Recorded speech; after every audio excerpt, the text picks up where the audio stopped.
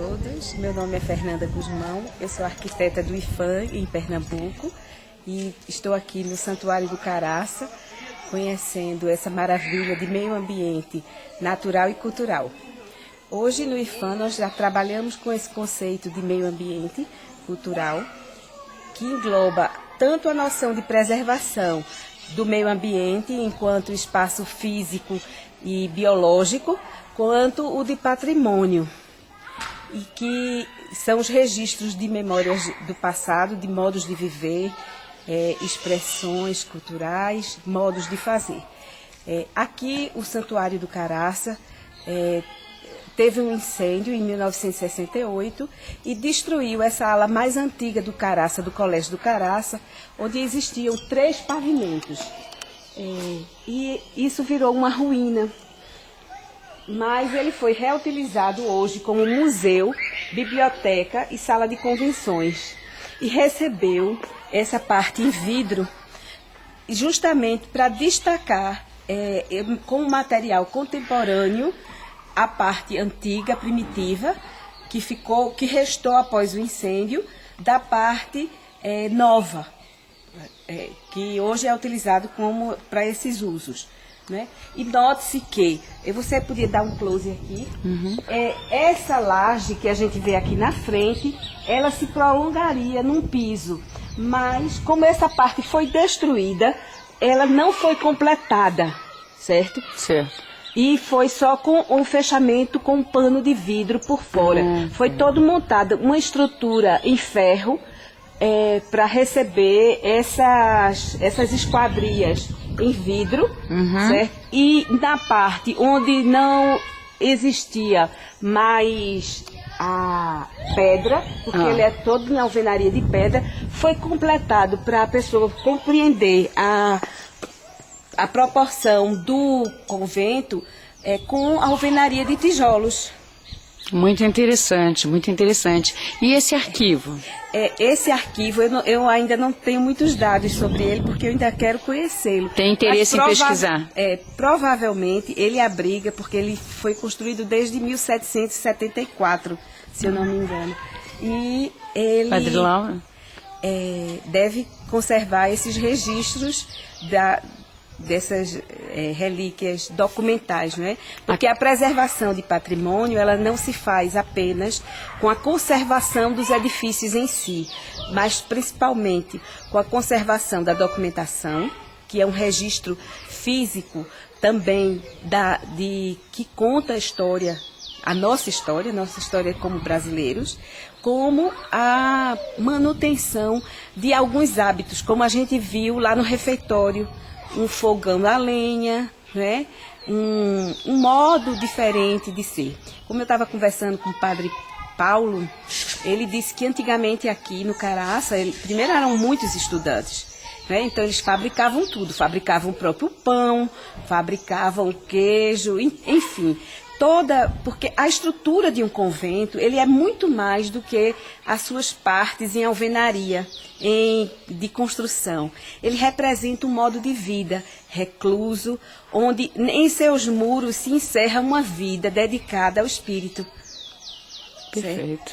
E é esse modo de vida, onde há um toque de sino para identificar uma pessoa, há um toque de sino para identificar que está na hora da refeição, há um toque de sino para identificar que está na hora de dormir, né? Então, há todo um modo diferente do que hoje nós vivemos, com televisão, né? Ainda hoje se preserva alguns hábitos, né? Nos quartos não se tem televisão, o que é excelente, né? Só tem a televisão comunitária, é uma vida comunitária. Muito bom. Né? E é isso que... São costumes e hábitos saudáveis, né? Para uma sociedade que busca um equilíbrio. Uma qualidade de vida. Né? Então, nós devemos preservar recursos naturais, devemos separar, como a gente faz aí, separa os alimentos em categorias, né? Vidros, plásticos, alimentos orgânicos, e isso devia ser um costume levado para as nossas cidades. Viver em cidades por si só, já dificulta toda essa preservação do meio ambiente cultural. É verdade. Porque é muita gente para pouco espaço. Então, exigiria que... não é uma vida natural, né? Esse super amontoamento de gente. Então, isso já é uma coisa que, por si só, dificulta a preservação, né? Então, aí na cidade se deveria ter uma maior consciência de toda essa preservação, de cuidado, né? O cuidado na cidade deveria ser redobrado, mas parece-me que é o inverso. É onde a cidade, onde todas as pessoas são extremamente alienadas. Né? Perfeitamente. Fernanda Guzmão, você que é do IPHAN, do estado de Pernambuco, como é que é o IPHAN lá em Pernambuco? Como é que é a preservação da cultura de lá? Porque a gente ouve falar muito que existe uma grande diferença, por exemplo, do centro da cidade, nós temos a Lapa, que está no momento de recuperação cultural, mas nós ouvimos falar que pessoas, visitantes, turistas, estiveram em Pernambuco e Olinda, e é uma coisa maravilhosa de preservação cultural. Como é que é essa experiência? E depois que você nos dê também o endereço de lá, as pessoas que queiram visitar. Tá ótimo. Veja, nós temos em Pernambuco várias cidades que são tombadas em nível federal. Primeiro é preciso explicar as diferenças. Preservar pode ser feito pelos 3 níveis de governo, o federal, o estadual e o municipal.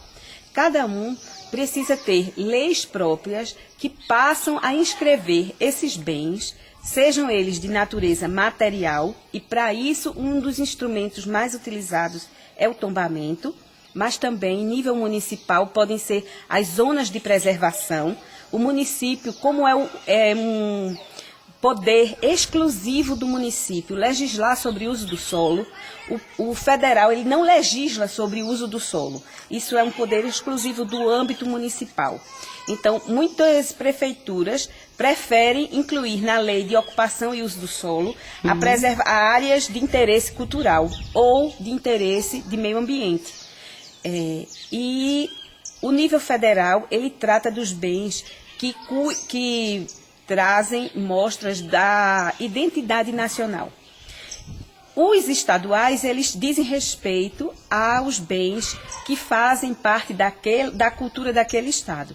E os municipais, eles fazem parte da identidade local. Um bem, ele pode ser municipal e federal, né? E vice-versa. Ele pode ser estadual, mas não ser federal. Uhum. Então, o IPHAN, ele, na verdade, ele cuida dessa pequena parte de bens culturais que tem interesse nacional, certo? Posteriormente, a gente vê que, por exemplo, em Pernambuco, então a gente hoje está localizado na Avenida Oliveira Lima, 824, no bairro da Soledade, que muitos também conhecem como Boa Vista. É um edifício histórico também. A gente geralmente tem nele implantado hoje uma ação que o IPHAN denomina Casa de Patrimônio, e onde tem exposições, cursos, palestras, né?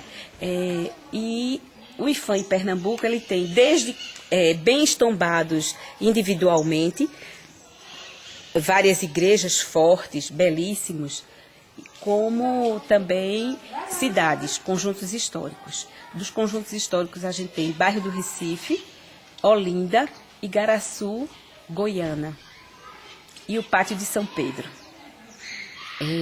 Olinda, ela reserva uma característica extremamente excepcional. Qual é?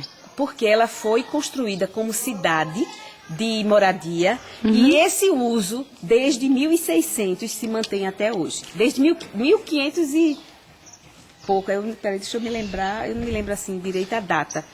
E esse uso se mantém como Igaraçu. Igaraçu é uma cidade onde as pessoas moram, vivem nessa cidade, né? E elas curtem a sua cidade, né? Legal. Então essa é uma característica diferenciada, porque, por exemplo, Tiradentes hoje é uma cidade histórica, mas é bastante turística. Então as pessoas, inclusive muita gente de São Paulo, do Rio, comprou as casas e vem só no final de semana. Né? Aqui em Minas, é cidade maravilhosa, que ainda permanece com todos os costumes antigos, é Diamantina. Vale a pena visitar Diamantina.